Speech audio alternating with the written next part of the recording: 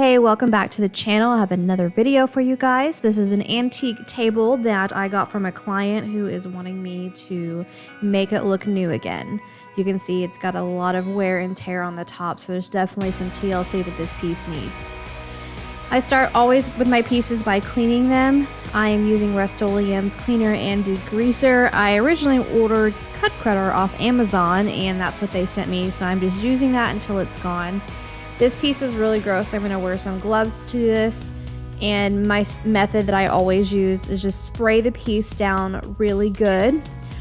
There are some chunks that are stuck to the top of this table, so I do have a Pampered Chef scraper to help kind of get all the gross stuff that's caked on.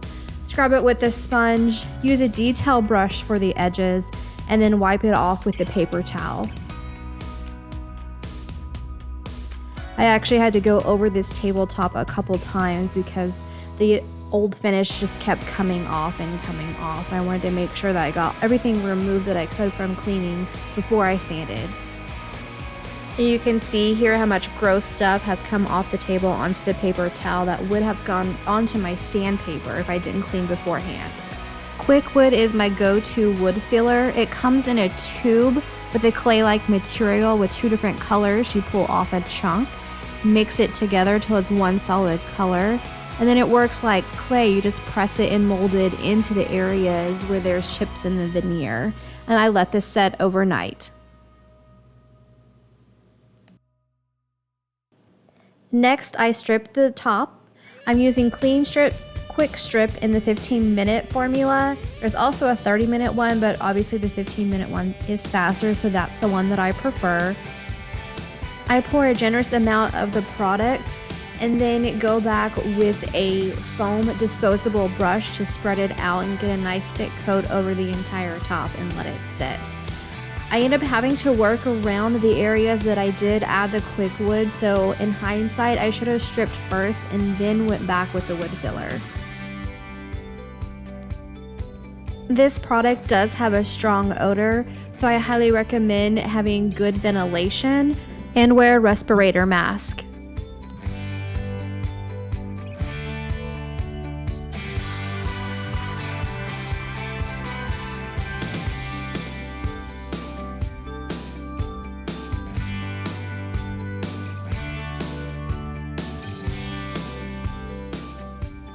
I let the product sit for 15 minutes and then came back with a plastic scraper to remove off the old stain and finish. I recommend having some kind of old paint bucket or disposable container to scrape this gooey mess into.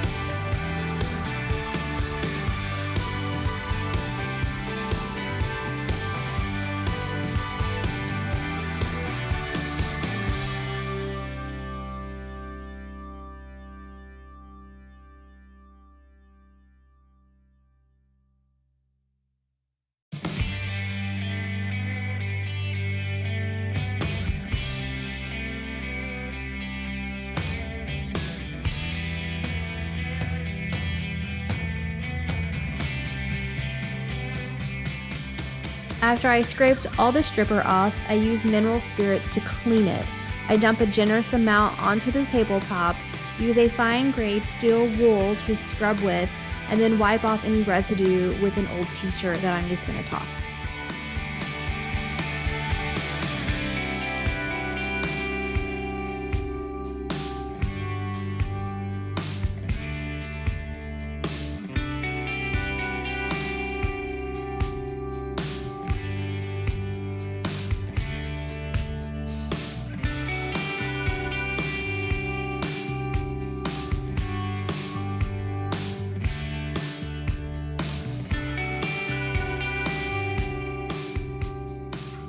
I allow the top to dry for a couple hours, so I go ahead and start working on the base.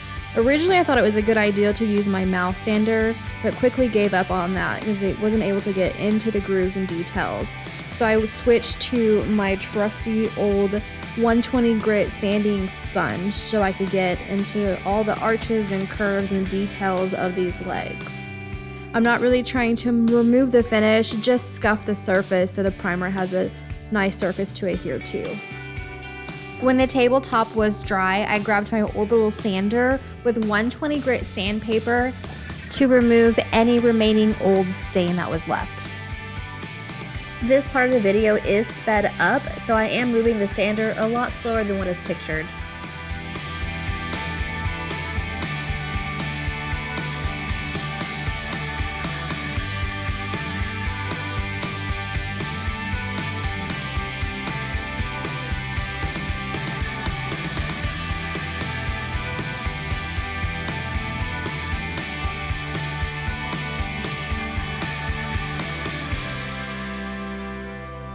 After sanding, I dust off my pieces with my super fancy feather duster, and then go back over the piece again with a damp, wet cloth.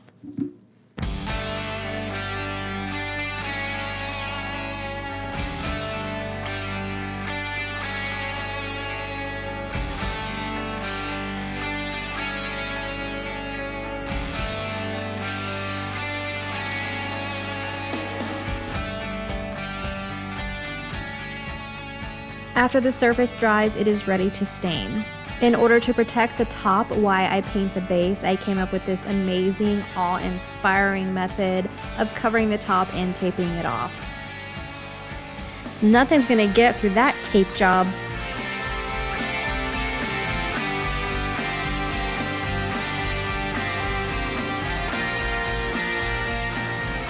For my primer, I'm using Zinsser's Bullseye 123 Plus primer. For the first coat, I add a light, thin coat, let that dry for a couple hours, lightly go over the primed areas with my 120 grit sanding sponge, and then apply a thicker second coat. Let that dry for a couple hours, and then again, take my 120 sanding sponge and lightly go over the primed area.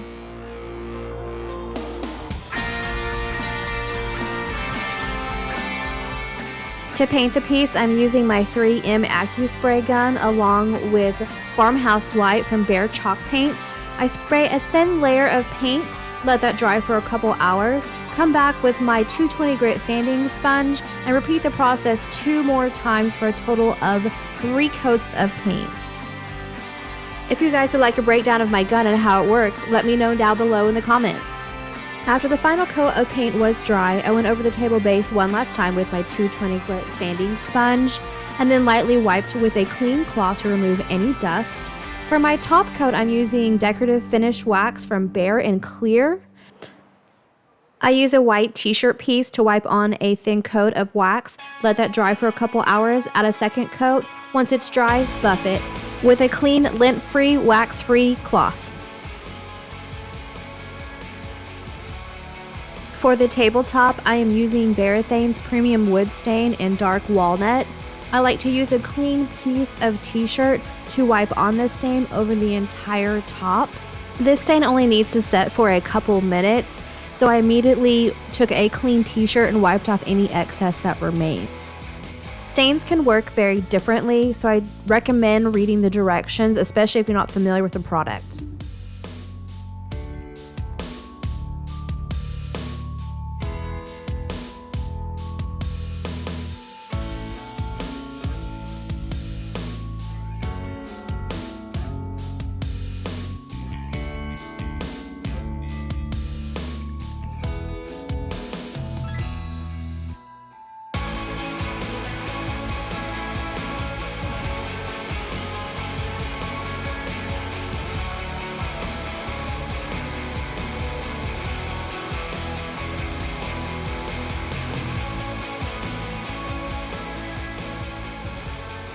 I allowed that to sit overnight. When I went out in the morning, the areas that I used quick wood wasn't really taking the stain, so I had to sand it back down with a 120 grit, wipe it off because my t-shirt's the best thing for that, and then I used this other wood filler that takes stain a little bit better. Applied it on with my finger, let it dry, After it dried, I sanded it smooth, dusted it off, and then came back with a stain. Applied it on with a small art and craft brush, let it set 1 to 2 minutes, and then wiped it with the t-shirt.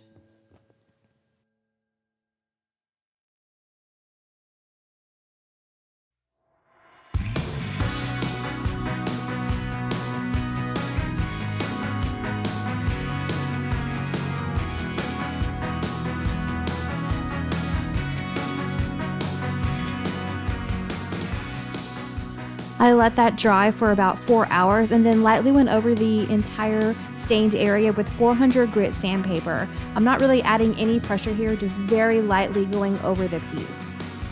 After I did that, I wiped it off with a clean rag to remove any dust. For top coat on the tabletop, I'm using Varathane's Ultimate Polyurethane.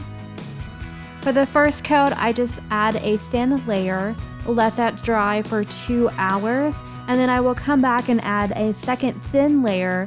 Again, let that dry for 4 hours. Temperatures and humidity can affect drying times, but after 4 hours, my surface was fully dry and hardened, so I took a 220 grit piece of sandpaper and went over the entire surface very lightly, and then use a clean, lint-free cloth to wipe off any dust residue.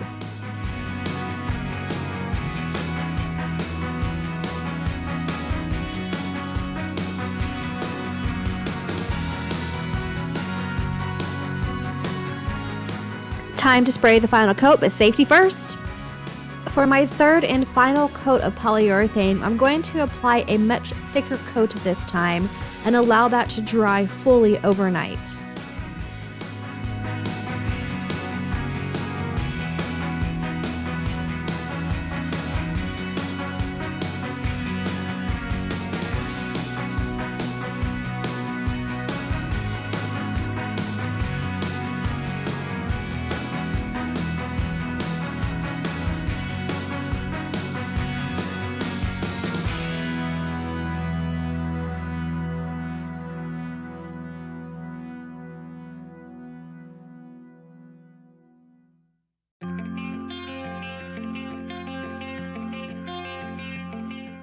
When I went back out the next morning, there were a few spots that felt kind of rough and not smooth, so I lightly sanded it with 400 grit sandpaper and decided to use a wax for my final coat. Yes, you can do that. My wax of choice is Johnson's Paste Wax. You can find it at any of the hardware stores or cleaning supply areas. I use a clean t-shirt piece, wipe on the wax over the entire stained surface, let that dry for about 15 minutes, and then buff it lightly with a clean t-shirt piece.